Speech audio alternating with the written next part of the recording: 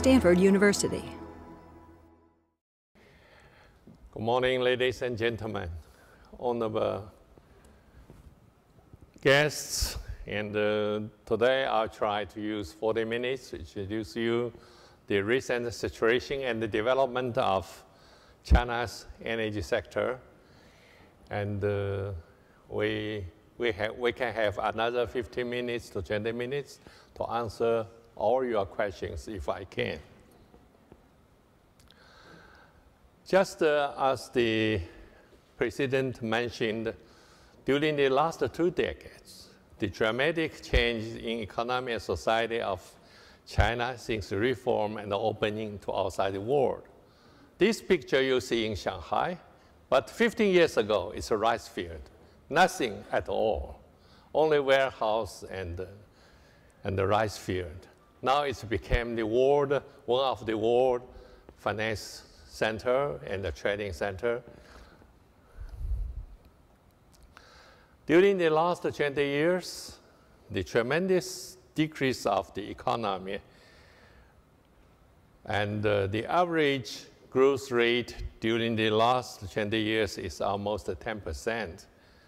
So China, up to the end of 2009, rests in the 3rd economy in the world. And some reports say after September, China became the 2nd over the Japan. But I'm not sure because we still have 3 months to go.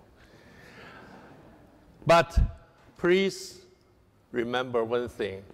China has a big population for 1.3 billion people.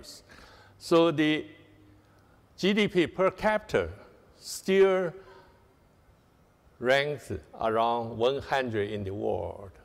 It's less than 4,000 US dollars. This year will be a little bit more than 4,000 US dollars. But it's medium low income country. So we call it, in the total amount, we are big economic. But for the people's per capita point of view, we are still very low. We are a developing country.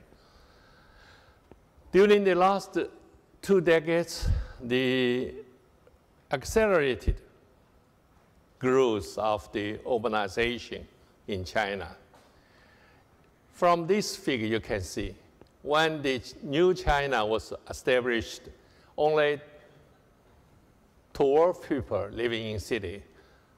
88% of the people living in countryside, rural area, so we are agricultural society. My grandpa is farmer. He even doesn't go to the capital of the province.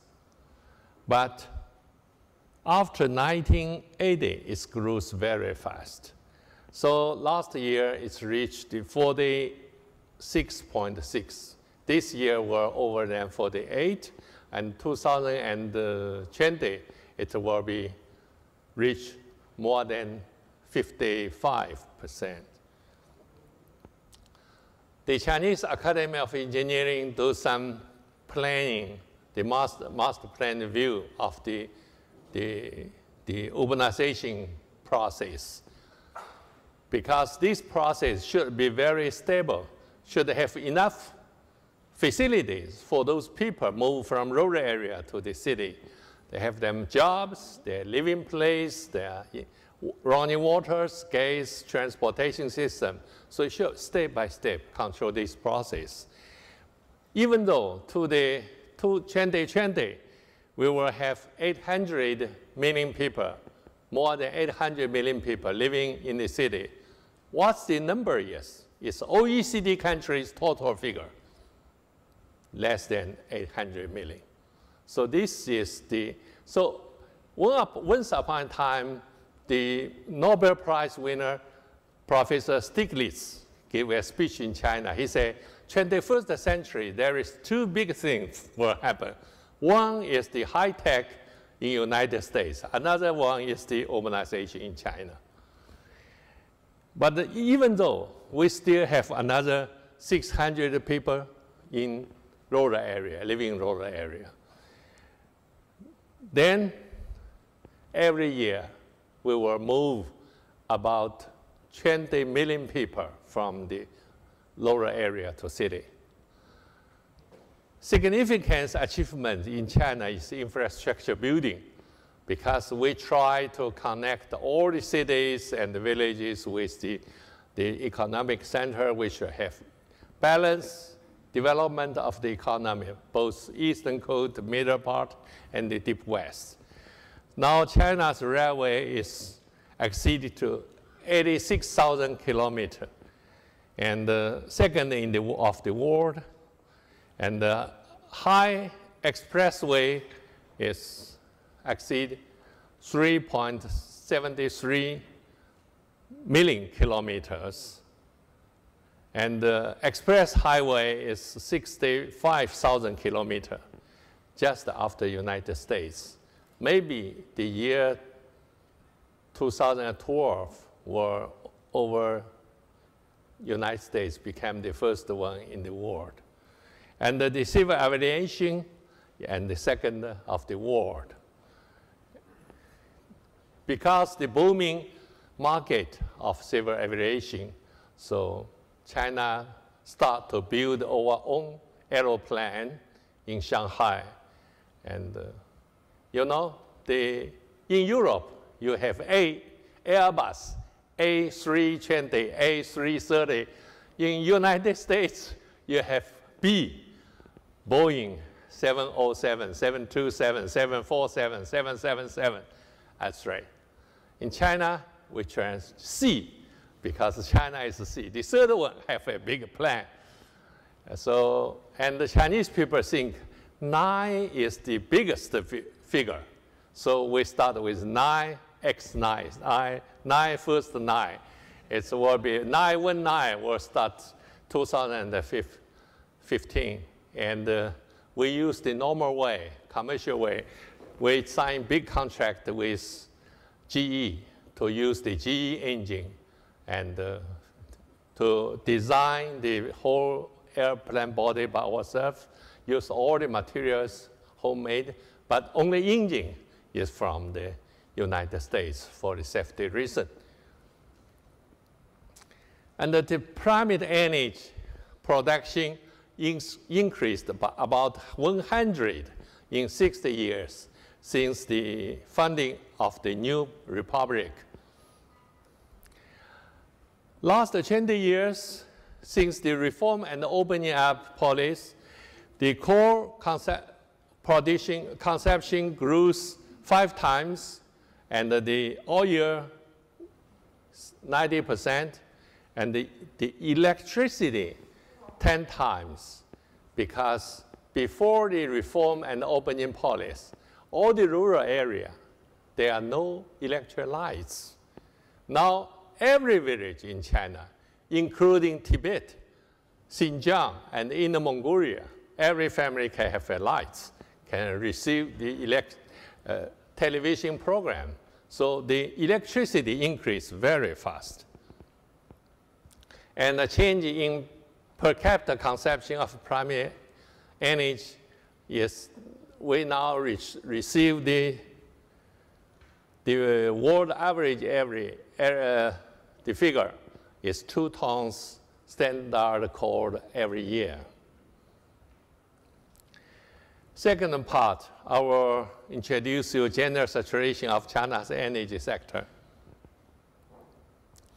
China's natural resources is rich on coal, but poor on oil and natural gas. In early 1950, the coal takes about 90% of our energy. 1978, beginning of reform and opening policy is 75%.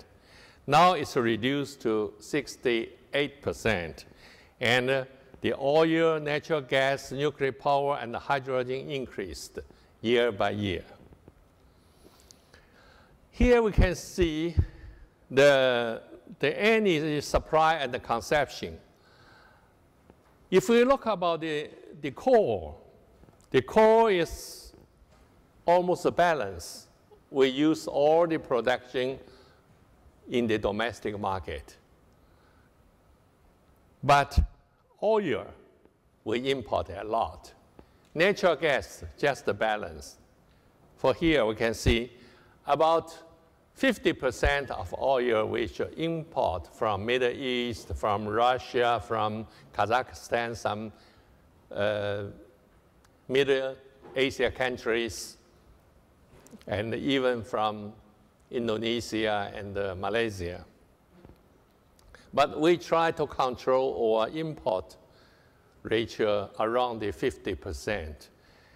2 years ago, 2008, because the price of the oil decreased very fast, so we import a little bit more than 50% to storage some oil for the nationwide.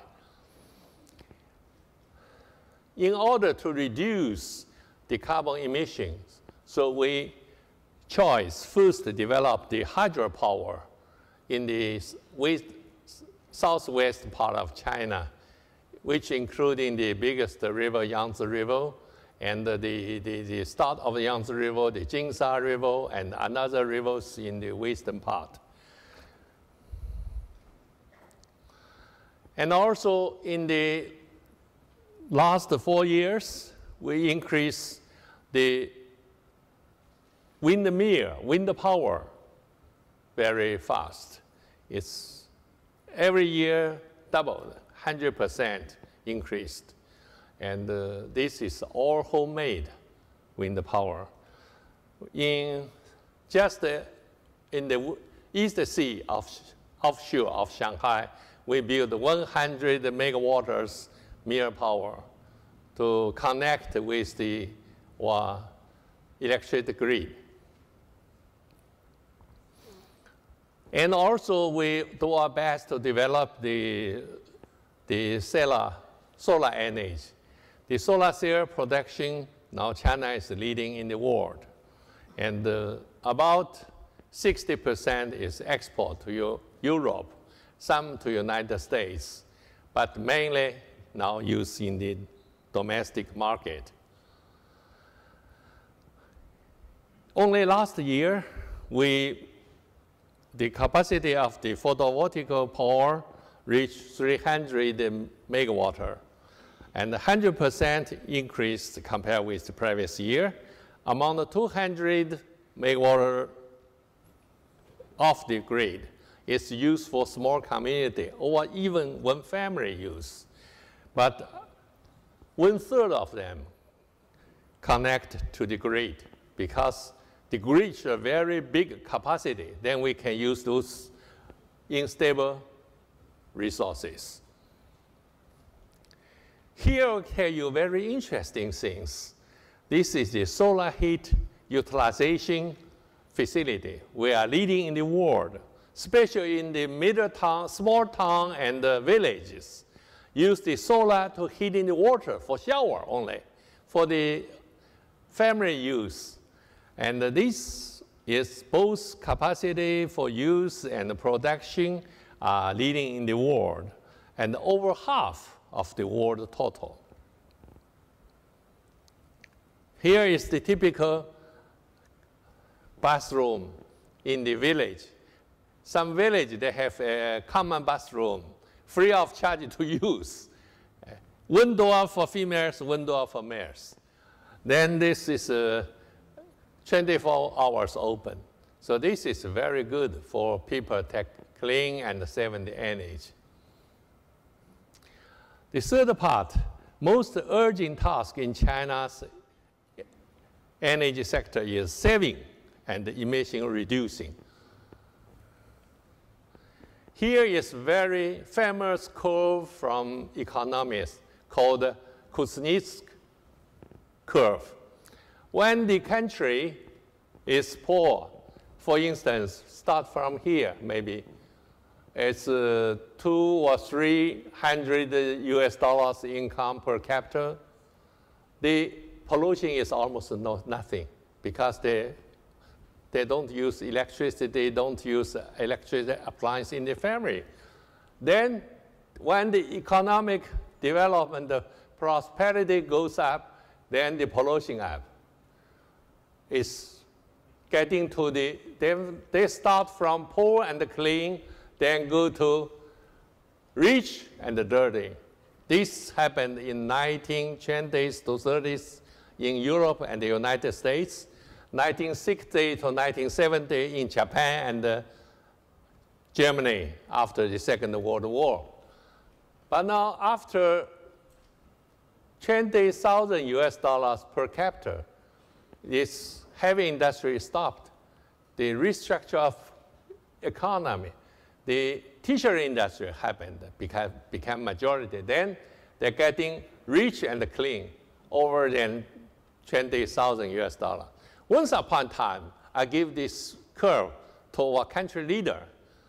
Then one of my senior leader, our senior leader asked a question, say, Kuangdi, you have so many science and technical people in your academy. Could you find a way to build a canal, close the peak, under the peak, close the mountain, from poor to rich without pollution? I said, no, it's impossible, because the world is made by materials.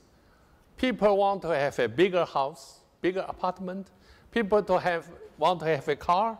It's made by, not made by service, t-shirt industry. It's made by machine, by steel, by cement. It gives a lot of pollution. But anyhow, I say we can find another way to solve the problem. This pig can reduce by technical progress. It's our engineering community is dirty. You can see here, when UK, the industrialization revolution got the highest period in 1880 something, 1840 to 1880. The energy intensity is 1.1. But when the American USA became the peak, it's beginning of 19th century to 1920. It's reduced to 0.9 because United Kingdom, they use steam engine, but United States use electric motor, so it's reduced. Then the Germany came, they use the diesel engine. It's better because United States use steam engine to make electricity to take the electric motor, but now they use diesel engine. And finally, the French and the Japan use nuclear power. So this reduced the intensity. And the China now here. So we try to follow this way to little bit to go down the pollution, to take away from the peak. Here is the Chinese economic development process, and each year we reduce 4% of our per unit GDP growth for about 30 years. And this is our advantage in China. We can make some industrial policy to force all the enterprises, you shall follow this law. For instance, the coal power plant in 2005, each kilowatt consumption about 343. The average level is this level, gram of coal. And the aim to 2007 reduced to 330. And also steel making, aluminum, electricity, cement making, ethylene, and synthetic ammonia. With those high energy consumption sector, we have some order for them. They must follow this order. Sometimes it's not very free, but the society needs some law to control. And also, the government of China tried to introduce the circular economy to our different industry. You know, the traditional economy is so-called the linear economy. We put resources and the energy to the production system. Then production have some final goes to the consumption system, and some waste go outside. After daily use, the commodities become waste. So the traditional way is high energy consumption, high resources using, and then you got big amount of waste. The cycle economy means we reduce the energy and resources import to the production system and recycle some heat, the energy, back to the production system. And recycle some waste from the consumption system back as a resources to reuse it. And also some of the waste from the consumption of system, you just can clean it, purify it, can reuse again. For instance, the bottom of beer or some other things. Here is an example. In Beijing, it's a thermal electricity plant. We use all the waste heat for the big building, hotels, heating in the winter, and for the air conditioner, for the system for the summer. So the electricity consumption of coal reduced from 350 something like that down to 262. And another example is for cement. We built a modern cement plant in Beijing because there's a lot of consumption in Beijing's infrastructure projects. But we don't hope they use too many coals and too many limestones to burn to the cement. So all those this plant was annually used about 100,000 tons of the industrial waste, only use the waste. So this became the torch project. They were like a model to find in some big city, other big cities. This is my area, a new generation of cycle steel making process.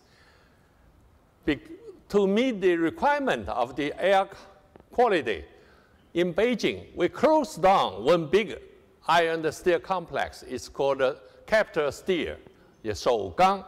We closed down. They produce 8 million tons of steel and they have 80,000 workers. But we move it to the Bohai Bay, no one lived island, and redesign the process. So the process means not only produce 8 to 10 million steel, but also can utilization all the wastes. For instance, we can put 140 to 280 plastic waste into the coke oven, to the blast furnace to reuse like resources and heat. And we recover 1.2 million tons scrap from both Beijing, Tianjin, such a big city, for steel making. And we can correct all those waste gas for the power plant, from the blast furnace, from the coke oven, from the converters, from the sintering plant. This is high temperature waste gas with a CO or hydrogen can burning. So we can produce 1.2 gigawatt electricity. So these iron steel complex don't need outside electricity. They cycle by themselves. And also, we reform the process for steel making and iron hot metal making. Then we use this slag to produce cement without any coal consumption, without limestone consumption. So this is the three functions of the steel plant. One is high quality steel make. Second, energy producing. Third, we can produce some materials and recover some waste from the city. I just mentioned three big things. Here we want to introduce you very interesting, fascinating story. This is, in Chinese, we call it Hai Gui. It's the turtle from the ocean back to the mainland. This is from Germany. It's a chemical engineer. He established a company in Beijing, the finance support from local government, to recycle the PET plastic. The name called B2B is bottle-to-bottle process. They collect all the waste bottle because the Olympic game, the sportmen and the stadiums, a lot of this kind of a bottle. They collect it and purified it, clean and purified. Then they recut it, rebuild the bottle, then use. Now the Coca-Cola and the NAS company and some big Chinese company use these materials and to show their social responsibility. Only this factory, they can saving 50 kilotons waste plastic. And this means save the gas 65 million liter, or equal to 60 kilotons standard coal, and save oil 300 kiloton, and also reduce the CO2 emission 150 kiloton. Here is the target of industry energy saving I just mentioned before. And this is for long term, medium to long term, from now to 2050. I don't want to read all the figures. You can see we do our best to reduce all the consumption from different industry. Here is very interesting phenomenon. You know, in China, 1/3 of our energy consumption is from the building. And here, I got the PPT from one professor in Tsinghua University, Professor Jiang Yi. He is the architect professor. He gave me some very interesting example. Look up here. The left top is the Tsinghua University main hall, built in 1905, designed by American architect. This energy consumption only 34 kilowatt per meter a year. But 1995, the Peking local government office building, also designed by American architect, its consumption of 113 kilowatt per square meter per year. And I'm so sorry, this is Shanghai Jinmao building, 88 floors, and it's during my term of mayor. I approved this project because I think it's very beautiful, like Buddhism pagoda. But the energy consumption is 215 kilowatt per square meter per year. But I'm still got some sorry about another new building finished in UPenn, University of Pennsylvania, 2006. This building used 356 kilowatt hour of energy consumption per square meter per year. It means almost the architect, they don't like to think about the energy saving. Only the shape, only the design, the art. So I think we need to give them a special cause of energy saving and the global warming. So all the engineers, both in civil engineering and in architect, they should know that things. The most dangerous is China during urbanization process. The coming 25 years, because of 300 million people move from rural area to the big city or medium city, so almost we need to build another China.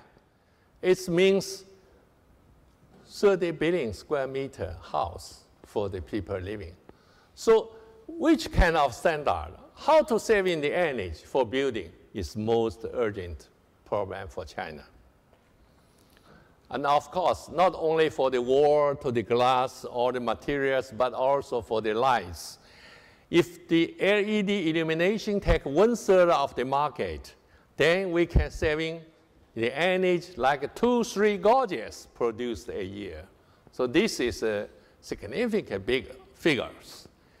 And because the LED still expensive than the traditional pole, so we suggest to use LED for the road lamp because it's work 8 hours a day and it's paid by all the people, paid by the tax.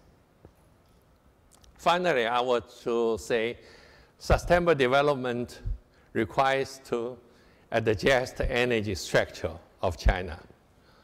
Here we can see the greenhouse emission index of the power generation by different resources. The coal is highest, more than 300 grams. Oil is 250, and the solar 70, hydro 60, biomass 16, windmill around 10, and the nuclear around 5. So the first emerging task for China is build more and more nuclear power instead of the coal power. So here I just show you the figure and the different generation of the reactors. Now we can homemade 1,000 megawatts, the pressure water reactors. So this is maybe the majority for the future. And in 2007, we only have 9 gigawatts of nuclear power, takes only 1% of our total energy support. 2020, we will increase to 5%, and 2030 for 10%. Also, we will further development of natural gas, because compared with coal, it's much clean, especially for the city daily use. Now we still import some natural gas from abroad, especially from Indonesia and Australia offshore. Then our aim to 2030, where the natural gas contributes to 15% of the primary energy. And the further development of the hydropower became a pillar of the green energy. 2030, the total capacity of hydropower will be 400 gigawatts. China is rich in wind energy resources in the northwestern part of China, especially for the Tibet, Qinghai, and Inner Mongolia. The total resources of wind energy is about 700 to 1,200 gigawatts, with annually generated of electricity of 1,400 to 2,400 trillion watt hour, but it's not exist. This is we hope we can use those things. And also we are rich in solar energy. Solar energy is also very rich in Tibet, in Qinghai, in the Mongolia, some area. Those areas very dry. 350 a year, no rain. So always sunshine. So The photovoltaic facility covers, if we can cover 2% of the Gobi desk and 20% of roof area, the electricity will reach, generator of electricity will reach of 2,900 trillion watt-hour per year. And also biomass. So finally, I will give you a roadmap of low carbon economy and green energy development in China's the roadmap. Now, 2010, the renewable energy takes 10% of our total output of energy. And 2020, it will increase to 16 to 23. And 2030 will 20 to 31. 2050 to 27 to 45. And our target is nearby 50. But we must think about the technical difficulties. For those renewable, it's not stable. And also, we need to build a smart grid to receive such unstable resources and exchange. So and also we need to increase the efficiency of those renewable energy. Finally, conclusion, China is in the stage of rapid development of industrialization and urbanization. The CO2 emission of China ranks the first in the world because of the coal dominate the energy structure. However, China's per capita emission is still much lower than those of developed countries. Therefore, China will take common but differential responsibility. Now, the per capita consumption of the per capita emission of CO2, 1/5 compared with the United States, half compared with Japan.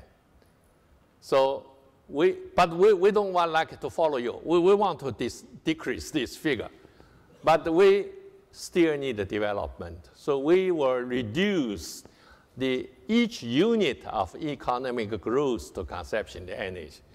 Second, saving energy and reduce emission, and to reduce energy consumption per unit GDP, the foundation for building a low-carbon society lying on the development of nuclear power and the renewable energy. For China, we think we should change the structure of our energy. Finally, to advocate a low-carbon and energy-saving lifestyle, generates to the building of low-carbon society, because we need everyone to follow the low-carbon living style, but it's not easy. Just to give you an example, before the 1990, there is more than 10 million bicycles in Beijing. Now, it's more than 4 million automobile, passenger car in Beijing. And the bicycle figure reduced to 3 million. It's less than car. It's very difficult to teach people you use bicycle, still use bicycle continuously to saving energy, to reduce the emission.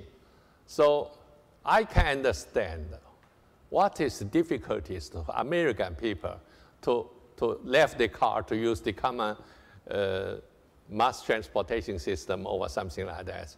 Because when they're born, their family have 2 or 3 cars. They're living on 4 wheels. So this is very difficult to come back. So the problem, the task for our engineers is to find a way to give the comfortable life for the people, but saving energy, reduce the emission of the carbon. Thank you very much. Thank you, thank you. I go down? I was very interested in the curve you showed from going from poor and clean to rich and dirty, back down to rich and clean. Yes. My question is, I would like your comments on the transition from rich and poor to rich and clean. To what extent is that governed by the fact that the nature of the industries in the rich countries has shifted and that somebody else is doing the dirty job, and therefore, on a global scale, how much impact is it really making? Thank you for your question. It's an interesting question. I think for different type of country, maybe they can have different solution.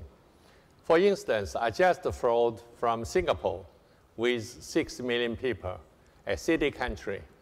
They don't need any heavy industry. They import the raw materials from outside the country, so they can keep it very clean. They don't need to have such a period of rich and dirty. And also, some country in between of very strong industrial country, like Switzerland. Switzerland, their neighbor, Italy, Austria, Germany, French, produce big amount of steel, big amount of industrial goods.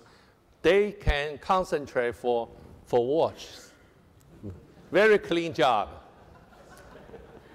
But I don't think country like China, like India, like Brazil, like South Africa, and etc., with a big amount of population.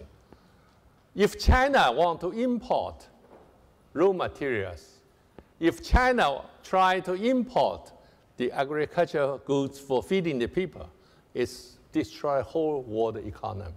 So Chinese people will continue to take the dirty job until we are getting richer and richer, until we finish the urbanization process. This, I think, also the responsibility for humankind, for whole world. Thank you. We used to hear a lot about the one-child family in China. Yes. I don't hear that much anymore. And has it been successful in reducing your population? And a related question is, what about the status of Chinese women? Has that improved? Thank you. The first question, I think answer is clear. We take the one family, one child family plan system since 1980 in the city first. Then for the countryside, we allow the one family, 2 kids. So we keep the population increase slowly and smoothly. And some registered figures shows we reduced, compared with the first 50 years, we reduced the population about 300 million. And compared with our neighbor country, I think maybe after 4 or 5 years, the Indian population will over China. They are trying their best to control the population, but because of the religions, so very difficult for force them to reduce the figure in the family. Secondly, about your second question, the female's condition or position in China, I think it's a different situation in different regions or different places. China is a big country with different nations and a different cultural background and different economic development levels. For instance, in Beijing or Shanghai, I think females' position is higher than men. So in Shanghai, we have such a word said, 妻管严. It means wife control the husband. The husband should cleaning the flat, to prepare the food and everything. And the females after work, they go to some barbers to shopping, and back they take dinner together. This is only happened in maybe Shanghai, Beijing, Guangzhou. Now Shanghai even such figure, because Shanghai's population is decreased, for the local people it's decreased, but we import some people from outside, so keep almost constant. And we in Shanghai, we have some new family called the Dink family. What means Dink? Double income, no kids. The female, they don't like to have their kids. They think if they have their kids, they lose a lot of time in the family, lose the private time. But I must say, honestly and very frankly, in some western part of China, because of economy is not developed, well developed. So the farmers hope they have a mare, not a boy, not a girl, because when the boy grows up, they are more strong to work, to help the family. And the girl grows up, when they're married, after 20 or 22 years old, family will pay a big amount of money to prepare a lot of things for the girl. So still have some very bad situation. If there is I think this is a problem also from the technology point of view. Now you have ultrasonic.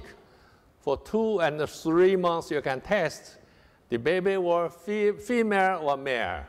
If this male, they say, okay, we keep it, waiting for the boys coming. And the family was celebration. If the female, they say, we take it away. So this is the problem.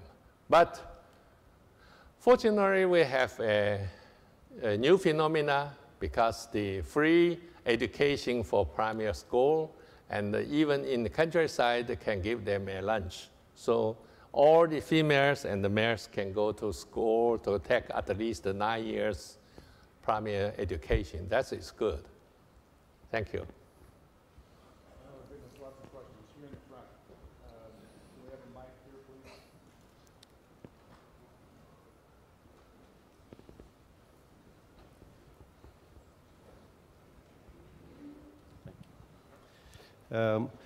Coal is still about 70% of energy source in China. Yes. And you talked about sort of changing to low carbon sources or conservation issues, but you did not address carbon capture and sequestration.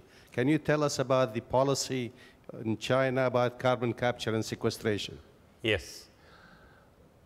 In the scientific experiment and the pilot experiment, it's successful to got the change from the solid core to liquid over to the gasification to use, to reduce the carbon content with some hydrogen and some CNHM, something like that, to reduce the carbon content.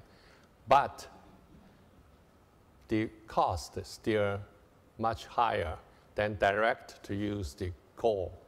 So for some marketing reason, this is only the technology storage, we call it. If something happen in Middle East, we don't hope happen. If something happen, the oil can't import to China. We can use this technology, still running the car, still running the track. And one of those demonstration factory, the capacity is 500,000 tons gasoline direct from the core. Thank you. One here, and then we'll do one more over here. Yeah, good morning, Dr. Xu. Yeah, I appreciate your talk. Actually, our president gave you a very good introduction about you. Thank you. Yeah, I say that way because I'm alumni here. Yeah, I watch you in the news, I watch you in the TV. You're very famous in China. in your talk, you gave very comprehensive discussion about what China, in terms of construction, recycling, things like that. But there's one big factor is short of, that is conservation. And I happen to work in this California State Department of Conservation. And this particular in China, using the law and regulation and commission to consume natural resource. It's very, very important. It's time to do it. I just tried to give two examples, very simple example in the United States. No questions. Comments. Go to comments. Anywhere you go, you turn on the tap water, you can drink the clean water. Yes. Yes. I come from Bakersfield. In all the oil field producing more than 100 years. Yeah. They are still 130,000 wells still producing. That is the good thing about the conservation. Yes. So if you have a question, ask it, but otherwise we're going to move on. Okay. I Thank you very much. Yes. Your comments very interesting. And I just came from Singapore, and the Premier Lee Hsien Loong gave me a cup of water. He said, please drink water. I said, hey, he asked me, how about the test? I said, it's good, very good test. He said, 1/3 from seawater to purified, 1/3 from toilet recycle, and 1/3 from the raining water collection, because there are no river. And I'm a little bit nervous for that in stomach. But they say, no, all the people go to space, they drink something from their body. There are no storage of water to the rocket on this satellite. Okay. Thank you for your. Yeah, reservation is very important. All right, thank you. One last question. How are the people of China, how are the children and young people of China educated about the energy changes that will come? Are there programs in education for both adults and for young people? Yeah. Yes, this is very important. I spent a couple of years in Europe and got some working experience in Sweden. They start the environment conception and this energy saving and the green policy from the kindergarten. And now China, from the first year in primary school, they give them special course about to build a homogeneous society, green society. And this Expo 2000 in Shanghai, there are special 2 pavilions. One is the low carbon pavilions and the future world pavilions.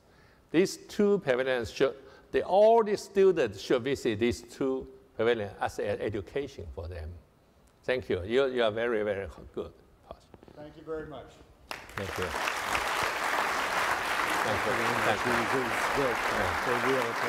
Okay.